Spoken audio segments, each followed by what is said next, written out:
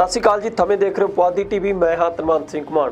Parliament के विच monsoon session चल रहा, मानसून इजलास चल रहा। एक पासा जिथा अंदर खेती कानूनों का विरोध लगातार सियासी पार्टियां कनी ते कराया जा रहा, लगातार किसानों की आवाज़ उठाई जा रही है। दूजे पासा बाहर जिहड़े कि किसानों कनी ते अलग पार्लीमेंट लगाई गई है, किसानों कनी ते अलग संसद लगाया गया। किसान भी लगातार सरकार नूं अपना रोस प्रदर्शन करके अपना विरोध दर्ज करा रहे हैं।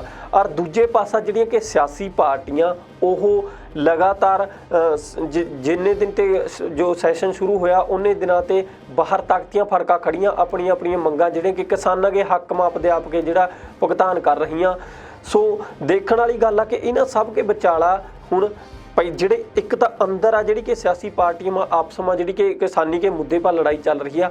हुण बाहर जिहड़ी वो लड़ाई आ वो बाहर भी शुरू हो चुकी आ। गल हरसिमरत कौर बादल और रवनीत बिट्टू के गल जुड़ी आ रही है। हरसिमरत कौर बादल और रवनीत बिट्टू के विच हुण जबरदस्त बहस हुई आ इस बात नूं लेकर, खेती कानून जिहड़े उन्हां नूं लेकर।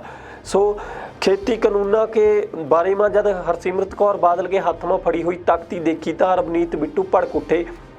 रवनीत बिट्टू ने हरसिमरत कौर बादल नूं कहा कि तुसी उस टाइम मैंबर ते केंद्र के मैंबर ते तुसी केंद्र के मंत्री ते जिस टाइम जो कानून पास होए आ तां थारा कानून पास कराउण में हत्थ ता। दूजे पासा हरसिमरत कौर बादल ने कहा कि थारी बड़ी गिणती आ कि इन्हां ला लो भी मैंबर में जिहड़े कि संसद के मैंबर आ इन्हां के विच थारी बड़ी गिणती आ तां तुसीं जो खेती कानूनों रद्द कराउण वास्ते किसानां के हक में आवाज़ क्यों नहीं उठा रहे।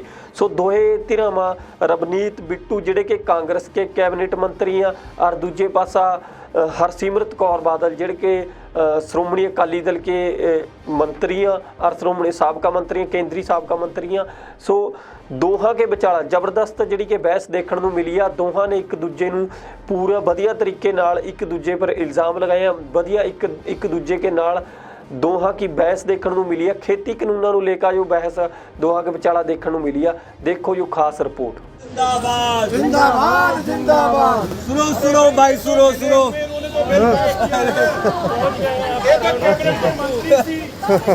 कैबिनेट के मंत्री सी चलिए पास करा के छड्डिया कैबिनेट च दिंदे ना। अरे किसान एकता जिंदाबाद जिंदाबाद जिंदाबाद। मंत्री सी तुसी बिल पास करवाया कैबिनेट च बह के, तुसी बिल कराया पास कैबिनेट। तुसी पहले कहो नो ये नकली है, ये बिल पास करवाया इन्होंने कैबिनेट में, कराया कि नहीं कराया? तुसी कैबिनेट सी या नहीं हो, मंत्री सी। झूठ बोल रहे कहने में मंत्री सी, तुसी कैबिनेट के मंत्री सी, झूठ बोल रहे हो रे, ड्रामा कर रहे हो। इस्तीफा पहला दिता, इस्तीफा बाद दिता पहला। ये बिल कैबिनेट मंत्री सी उदों ਜਦੋਂ ਬਿੱਲ ਪਾਸ ਹੋਇਆ ਕੈਬਨਿਟ ਦੇ ਵਿੱਚ ਬੈਠੇ ਸੀ।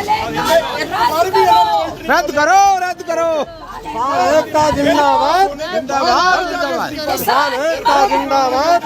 पूरी करो किसान एकता जिंदाबाद। पूरी करो। शरेआम झूठ बोलते आ। किसान एकता जिंदाबाद। मोदी जी तोमर के नाल बैठे सी, नाल बीएसपी ये बिल पास कराने वाले आ, कैबिनेट मंत्री सी। जे सच्चा झूठ है बोलो, तुसी ये बोलो सच्चा झूठ है। कैबिनेट मंत्री बिल पास करा के दिया बिट्टू भाई, इस्तीफा कब दिया? बिल पास करा के दिया, पहले दिया। 2 महीने लगातार बिल के हक में बोलते रहे। 2 महीने बड़े बादल साहब, छोटे बादल साहब अज किथे ने? 5 दिन बादल साहब हो गए। अकाली दल के प्रधान ने गायब ने 5 दिनों तक पार्लीमेंट दसो किथे आ? मेरी पहली स्पीच सी कैबिनेट मंत्री सी विच, वो भी कैबिनेट मंत्री बिल्कुल झूठ कैबिनेट मंत्री सी विच और ये ड्रामा कर दिया खड़े होके कैबिनेट मंत्री सब मेरा पर्दाफाश हो जाएगा। झूठ बोल के पूछो मंत्री सी या नहीं, कैबिनेट सी या नहीं है, और ड्रामा करते आके ये तो मारन वाले किसानों नूं, ये तो बिल पास कराने वाले और ये ड्रामा करते खड़ के पार्लीमेंट के बाहर बिल्कुल झूठे ने। एजेंट बने हुए हैं भाजपा के, एजेंट को देख लो। इन्होंने बिल पास करवाए, इनके साथ कौन सी एकता होगी? आप कहाँ सुखबीर बादल इनके प्रेसिडेंट, पूछो कहाँ है पार्टी? 5 दिन हो गए, कहाँ है इनके प्रधान? एक दिन भी प्रधान इन्हों दे पंजाब के ने, एक दिन भी थोड़े सुखबीर सिंह बादल 5 दिन हो गए चाहे अपने प्रेस कॉन्फ्रेंस कर रहे हो।